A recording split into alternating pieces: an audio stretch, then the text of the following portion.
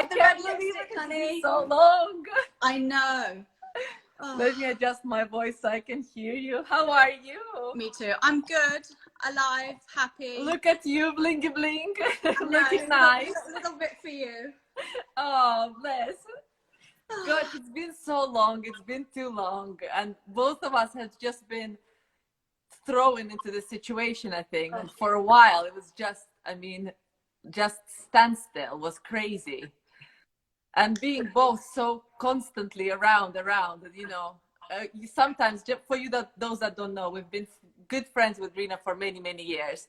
And our Friday nights, when we finally find the energy inside to come together and to go for a dinner, is usually really hyperactive, lots of conversation, blah, blah, blah. And then by 11, we're like, it's time to go to sleep.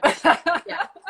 It's kind of not always, but a lot of the time. 9 out of 10 times it's busy week. We're just desperate to have some normality. Our husbands discuss whatever they're discussing on one side. We talk the we wine, come together for a conspiracy the wine theory. tastings and all of that. God, seriously. So you look very well. To the very, very beginning. So for those that don't know Reena, she is absolute megastar. She is the power behind Urban Retreat. And I have visited, I think it was actually a little bit before all of this happened, that I came to visit you, and you showed me what you've created in the time span of, I don't know, was it several months? Or so we left Harrods in April of 18. We then took the building that summer. It took until Christmas to get all the planning permissions and all of that stuff sorted. We were on site in January, and then we had a very soft opening in July. So it was 6 months of boom, boom, boom, boom. Let's go. I mean, it's crazy. For those that you haven't been, it's literally this incredible site that looks like it's been purpose built. But I know how much you've been planning to make it all seamless for the guests. One lady used to live there. You know, it's a 12,000 square foot house. I mean, it would be your dream house. Exactly. Completely, right? So she used to live there all by herself. She didn't use hardly any of the space. I think she used 3 rooms. She had a bedroom, a bathroom. She didn't even have a kitchen. You know, she had like a room where she kind of greeted people. I'm trying to dig out as much information as I can about her, because apparently she's quite an eccentric, wonderful lady. That's interesting. But it was, excuse me, but it was disgusting. When we took it over, it was really, you know, bad. The bathroom ceiling fell through. You know, it was one of those like, oh no, like, but it's a most stunning house. So, but knowing you just press forward. You know, like you don't let things stop you. It's just exactly get on with it. Look, once you've built a blooming hammam on the 5th floor of Harrods, exactly. You know, you could. This is nothing. The rest of it, okay. This is quite easy. So, but it was easy for us in the sense that everything was either bedrooms or bathrooms. So it was nicely compact. Obviously everything's more spacious. So in terms of you're used to normal small treatment rooms, everything's nice and big. Yes.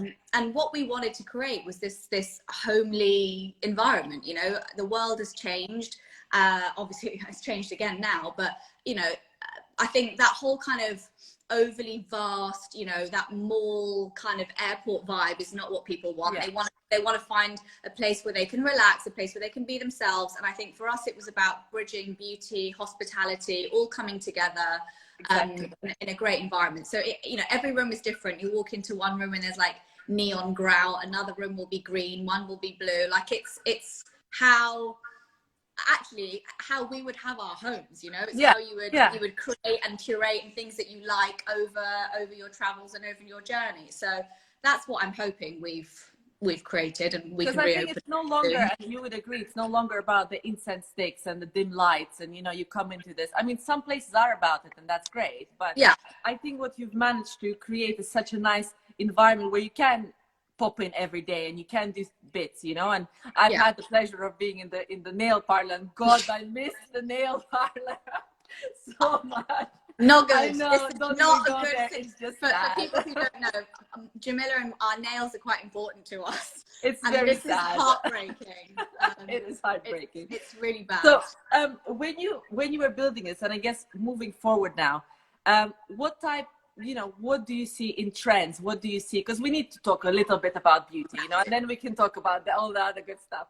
But what is it in products that you see, in treatments that you see, that is very much, you know, you feel that have started in terms of new trends, but also will continue post this kind of lockdown? So I had a couple of chats with quite a few journalists over the last few weeks, just chatting around ideas and things like that. And I think okay, obviously I'm not a very big fan of the word like wellness and well-being, because I think it's just people just throw it around a little bit. But the essence of what that means, which is self-care, which is taking care of yourself, whether that is time, whether that is having a massage, whether it's having your nails done, that's still a form of like looking after yourself. It's not a vanity necessarily thing. It's actually uplifting for you, right? So one of the biggest things I'm quite proud about is a lot of people think our industry is quite like, oh, it's just very superficial and it's all just fluffy, about how you look and it's fluffy and whatever. And actually what people I think are realizing now, like how important it is for your emotional and mental state. Like this isn't fluffy. This is a real industry. And I think, you know, already things were moving much, much more into the wellness space. You know, you traditionally had like salons, and then you have like, as you say, ding dong, exactly, kind of, incense sticks, right? And it was all very bit hippie trippy and all, you know, whatever.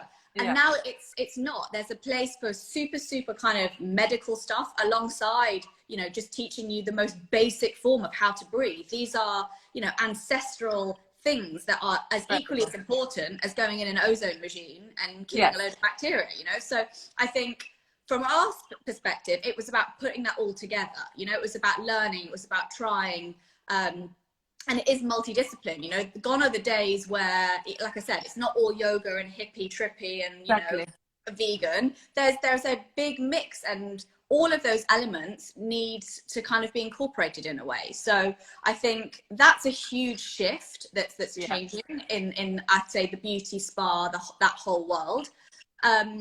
And I think that going forward, obviously, you know, people are going to be much more concerned about their health and their immunity and just how to stay healthy, but then that leads on to longevity and how to, you know, stay around for a longer period of time. So I think, you know, we will see a huge surge, I think, in grooming services immediately, because obviously, like us, everyone is like, we need it. Exactly. I mean, I'm not going to close my brows. My brows. But the hairdressers as well. I bet they're going to have like waiting lists forever. Yeah, and I know you dye your hair like. Exactly.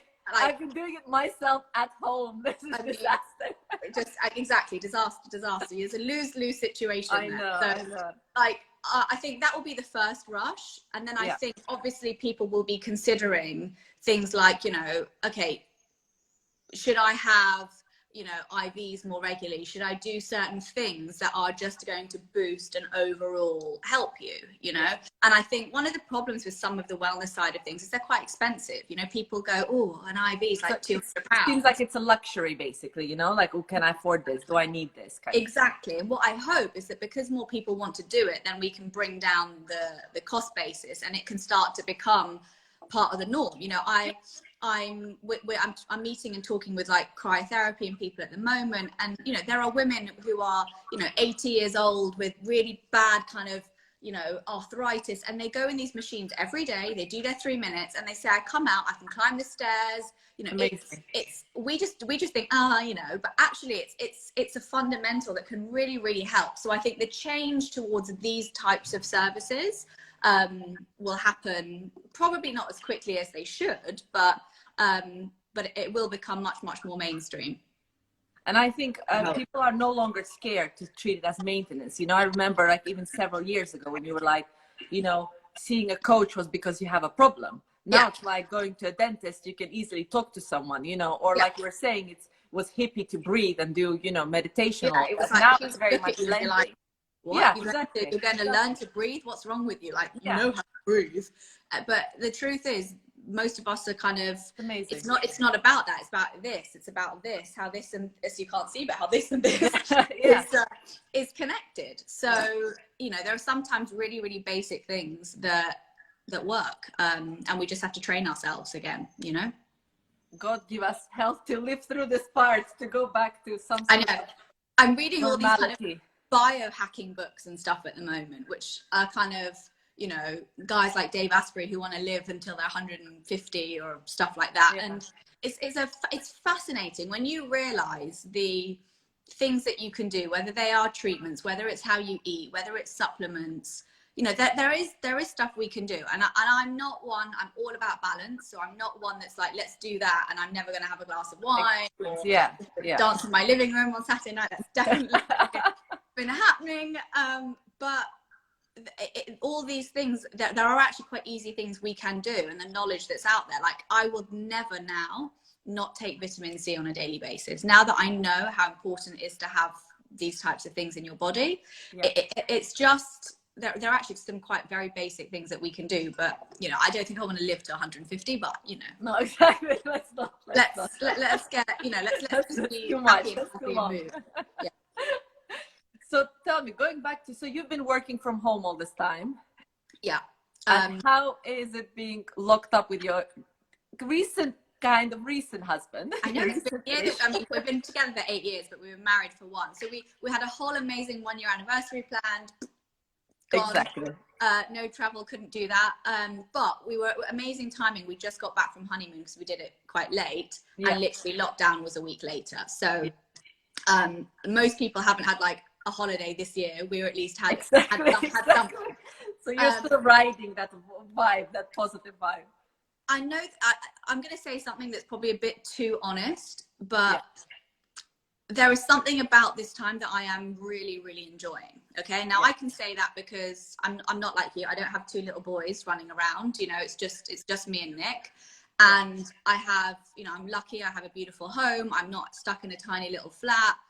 We have a little outside space and a terrace. So I know I am extremely, extremely lucky. Yeah. But it's allowing me to, actually like see my husband throughout the day, which actually, I know he's busy working 20 screens doing what he does. But, you know, that little interaction, that do you want a coffee, that they're actually quite sweet, you know, little exchanges. The element that, you know, you're cooking together, you're doing certain things from a business perspective or a work perspective, you know what it's like. There's a list like this that you never get through, you know, this stuff that you never have time for. And I'm doing that sort of stuff. And the biggest thing I've noticed, I'm not rushing. Like, it's amazing. And I feel bad saying it because I know people are suffering in a lot worse situation than I am, but I am actually quite pleasantly happy about this. And not to get all too oogie-woogie, but there is the reflection, there is this whole piece, and it's making me realize a lot more about what is important, and how when we do go back, whenever that is, how much time we will spend, you know, with our husbands, with our kids, with each other, you know, all those types, you know, as I'm not a mother yet, but you and I have had a million conversations about that balance, you know, and trying to fit in working out and looking after them. Are you working on a baby? Everyone says either people are getting divorced or they're getting pregnant. I swear, because what else to do, right? You know what else? Say, so you might as well. We'll see. Suddenly you re-emerge with a baby on your Yeah, imagine this would be the first time we're speaking. I'm like, hello. Seriously. Funny. No, but I think moving, you're very right, and I think it's a good kind of advice to take. Yes, at times it's difficult and you want to kill each other, but actually to take this time to really build a connection to each other and find ways to speak without rushing, you know, really listen to each other. I think these are amazing things that I even learned, because I've been married for far longer than you have, but and you do have moments where you're like, I wish you would just evaporate, right? You know, just cease to exist. But then other times you're like, gosh, I'm so happy that you are next to me right now and that I could talk to you, you know. And same with the kids, they're jumping and they're screaming, but it's actually this human connection you do realize, because I think both of us, we are very driven in the sense of we go, you know, it's non-stop. We always do stuff, and if we stand still, it's like, oh gosh, but why am I standing still? I should be doing something, you know. Especially when you manage your business and mother and all of those things and be superwoman. Absolutely. I think it's a very, very eye-opening experience at this moment. I feel, right, I cannot imagine. I'm a very tactile person to begin with, you know, like you'll all see me, I talk with my hands a million times, but the thought of not being able just to to hug someone over this period. It breaks my heart to think about people who can't do that. And you know, I know we have to social distance and all these elements whenever we're allowed to go back, but there's this element of, you know, you're going to walk past somebody's desk and you're going to touch their shoulder. Like, it's natural for you to want to do that. How are we going to train ourselves to stop ourselves from saying, oh, do you want a cup of tea? And do you want it? Like, that's, it's a very, like, this is the stuff I'm now starting to think about the next phase. Like, how do we limit the fact that it's natural for humans to just want an element, and it's not about being intimate, but just an element of humanity, actually. Of course. Also, if you are, you know, wearing masks, then there is that limitation as well, and it's scary. But also, as just pure kind of Londoners that do interact, go out. I mean, again, we always kind of save, you know, the most weirdest restaurant, you know, trip, or like try this dish, or go to this, you know, kind of resort, or whatever it is that we explore. You know, before we never, I guess, appreciated the fact that, oh my God, this is the freedom to do whatever the hell you want. Completely. You know, it's incredible. Completely. I mean, now suddenly, you know, what will happen? You know, I don't know. I'm like, you know, we have a villa booked in Mykonos, right, for the first week of September. We have no idea if we're going to make it. If we do, it's going to be like The Hangover Part 2, you know, like God knows what it's going to be like. We've been let out and what is going to happen.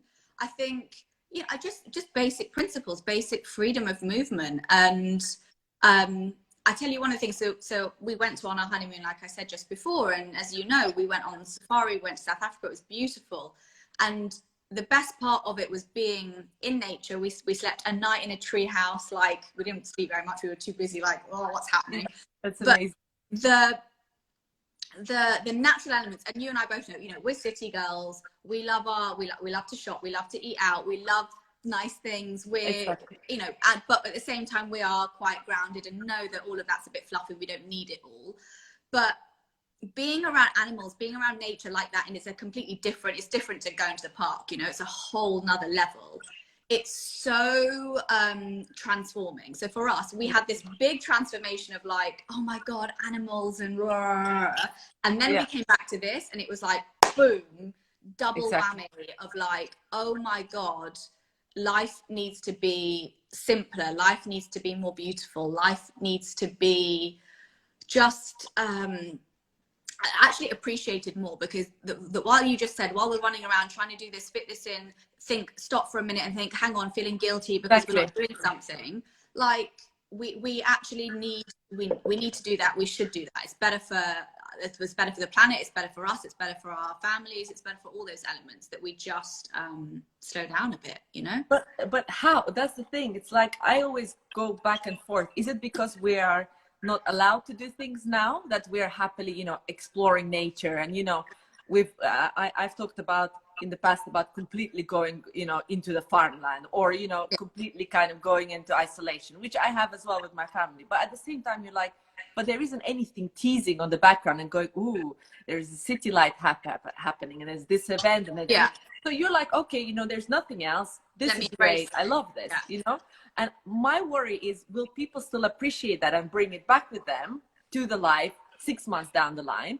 Or are we the type of animals that are like, you know, you release back, everyone's like, you know what, forget about it, everyone's doing their old lifestyle. And this, you know, I guess there isn't a way of doing it, but I don't know I guess, you know, people really like to hear advice. So what would you advise? How would you you know, kind of put it into words for them? What is it? How is it possible? How is it possible?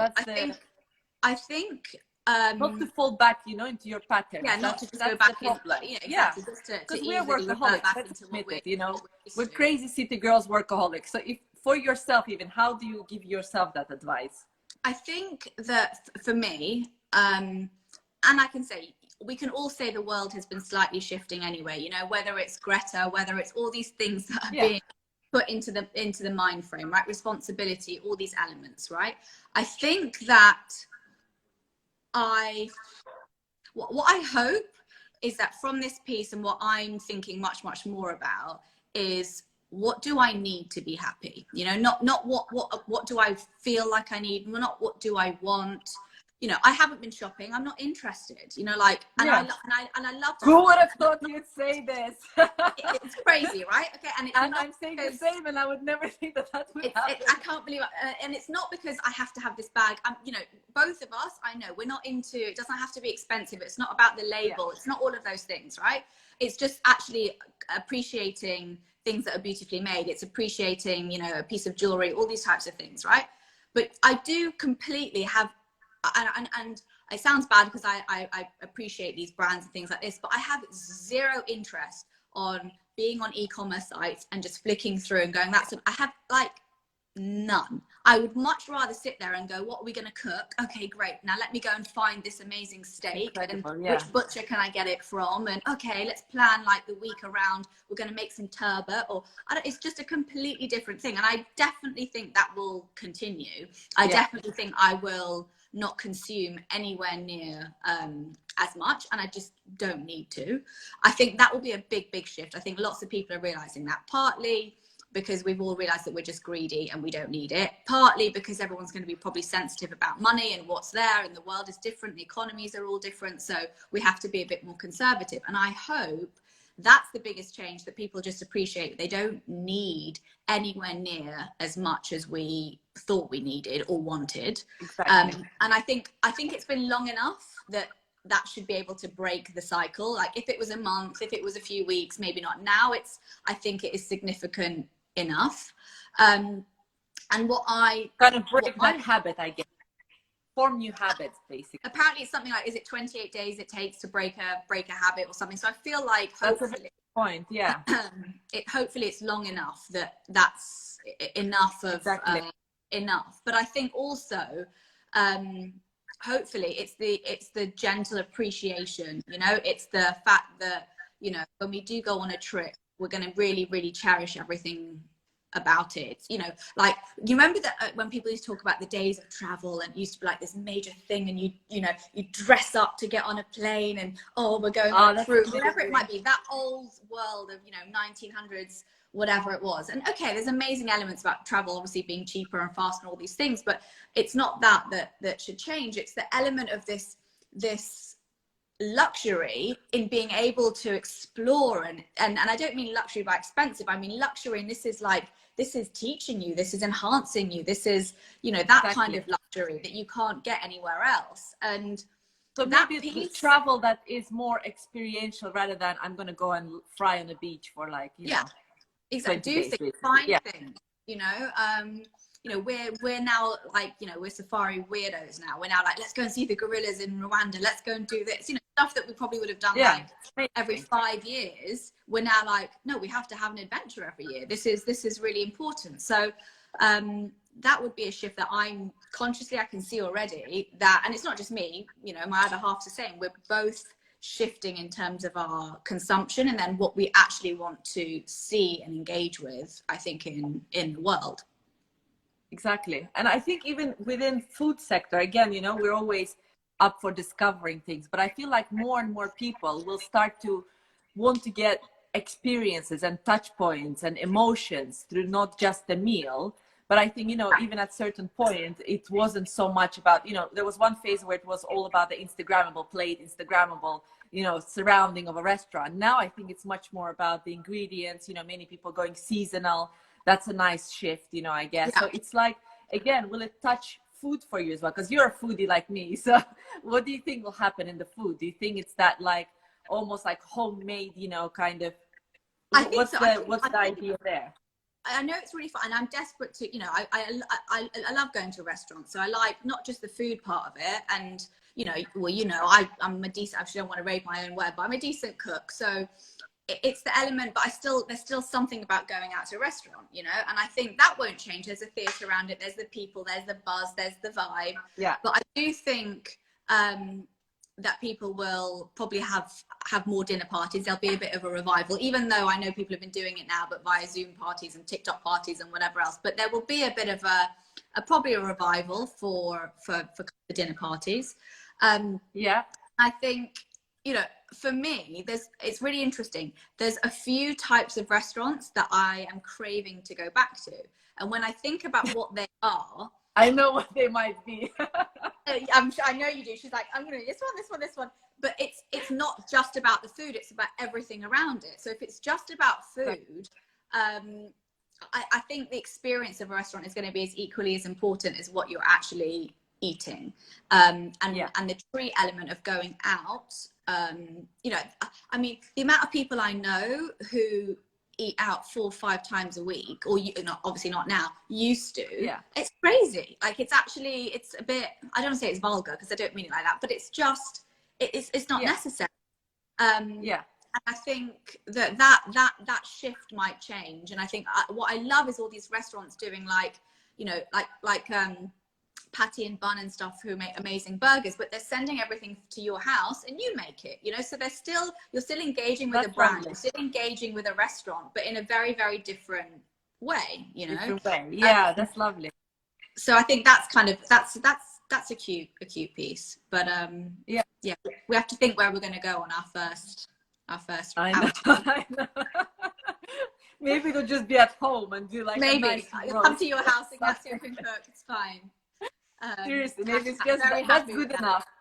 As long as people are coming back together, seriously, I've missed this interaction so much, and it's just chatting nonsense and being able to just sit there. And I think one good thing, or what I'm trying to do, all these promises I'm making to myself now, you know, and we kind of discuss these promises, even with the kids, you know, the kids want to be much more in the nature. I mean, my son wants to move to a farm, you know, that's like going crazy. But I think it's also asking you and those chickens. That are close I'm not to quite you. sure I see you in a chicken farm anytime I'm soon. not sure. Yeah, I'm not sure I'm quite there. But I think it's asking the ones that are close to you, your friends, and we can do this to each other as well, you know. It's asking to remind, post this time is over, you know, to remind to stay grounded and to stay to your promises to yourself. Because I think that's the way you get to do it. And I think more than ever, you do things for yourself rather than for others. You know, if you want to dress up and look nice, you do it because of you. And I hope that this will continue, you know, that we won't need to prove anything. Because part of chasing this dream and big goals and whatever it is yes, it's for ourselves, but it's also proving to others, oh, you know, I can achieve this and I can build this. But you know what, screw it. I think, you know, it's are you happy? Is it making you happy? What is the new happy? You know, what is the new happy for us, for you? That's the question I think everyone needs to ask. What is my new happy? You know, I don't need, again, it's the need, it's the consumption. And just because it says go do this or go do that, and look, I know you and me, we love our businesses, and we love doing it, and that doesn't mean we're suddenly not going to do it, but it's definitely, you know, and I know it sounds a bit cliche, but balance, and it's just vital. I hope, you know what I hope, because obviously this is, people keep saying this is the equivalent to being in a war, and you know, it's the hardest thing that we're going to have to hopefully experience in our time periods and everything. And you have to think that whenever I did used to speak to my grandparents, you know, they were both from Poland, and you know, horrible, they were prisoner of war, all those horrible stories that you hear, you know, they lived it, they had it, they came to England, they never wanted to go home.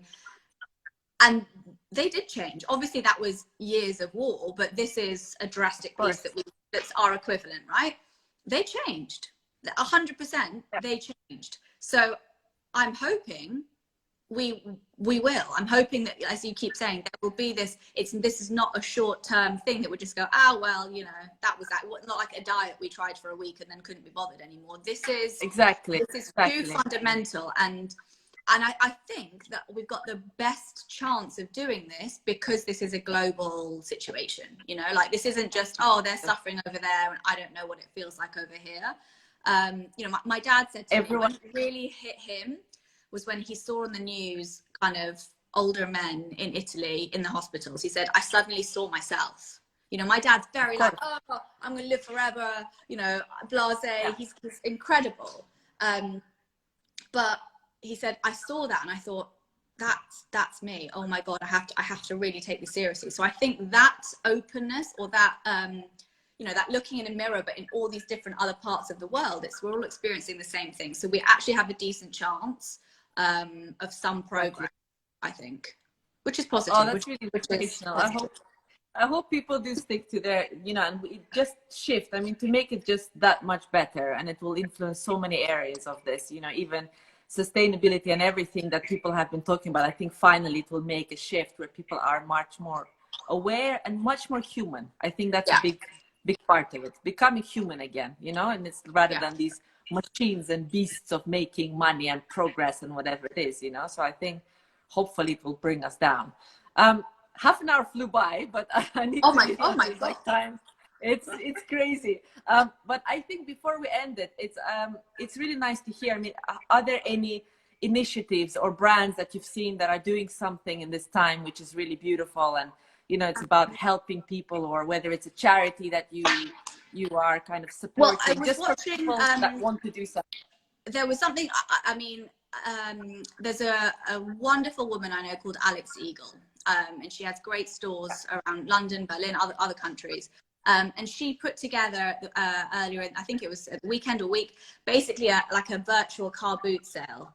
And it was people who basically donated shoes, handbags, clothes, product, whatever it might be. And I think she raised something like £70,000 in this virtual car boot sale. It was incredible, you know, like really, you know, again, using this time to think, well, I can't do what I normally do. I can't run the shop that I normally do. What else can I do? So I think it's, you know, it's what I kind of want to champion is that it doesn't matter how big or how small. Like, even if you just make a meal for your neighbor, that is still you doing something that is still amazing. You don't necessarily have to think, oh, but I can't make thousands of pounds, so, you know, why bother? Or I can't help loads of people, so why, you know, it doesn't matter. I mean, I've got some of the girls who are working for us on furlough at the moment, and they're, you know, they're you know, little gowns and little masks at home, and, you know, all these types of, why not? Like, that is as equally as heroic, that is as equally as positive. That's a very nice it's point. about what you can do. I think what I hate is when people think, oh, it's not going to be enough, so why not bother? Anything you do, whether it's picking up somebody's freaking groceries or whatever it might be, they are absolute beautiful acts of kindness. And actually, I say this to my husband all the time, right? It's the small stuff that keeps you married, right? It's the, darling, do you want a cup of coffee? It's the putting the seat down. It's all those things, not the, you know, the ridiculous anniversary present or the whatever. It's all the little stuff, the little and often. Exactly. If we as humans just do little and often kindnesses, to be honest, we all can be, you know, our own little heroes, I guess. So that was one, sorry, just springs to mind. Seriously. About Alex Eagle, but there are loads. So I think whether it's food, whether it's making stuff, you know, just general kindness, just try and do something every day. Being our own little heroes, I love that, and I think that's a very beautiful note to kind of wrap it all up. And I've got goosebumps. Oh, I miss you so much. I miss you so much. To go back and just chat and go, remember when this has happened, with nice nails, hopefully. I'm sorry guys, but it is important. Visual is sometimes little things like this, they keep you sane. And just, I don't know, just going into the new phase with a big open heart. And I'm sure, you know, you're a creative mind like me, so I'm sure you've got thousands of ideas and new things, you know, coming up, exciting things. So it's just, I hope it's going to be light and human here onwards, you know, so we can just live in a nice, brighter kind of future, and keep connected. Humanity, kindness, keep connected, reevaluate what makes you happy, how big or small. If you're ticking those types of things that you feel good and you feel kind, then, you know, that's already, that purposefully the world is already getting better. So it doesn't have to take over the universe. Take over yours. Love you loads. And I hope to see you very soon and give you a biggest hug. I know. This is the link. Bye. See you soon, lovely. Bye-bye. Bye, everyone. Thank you for joining. Bye.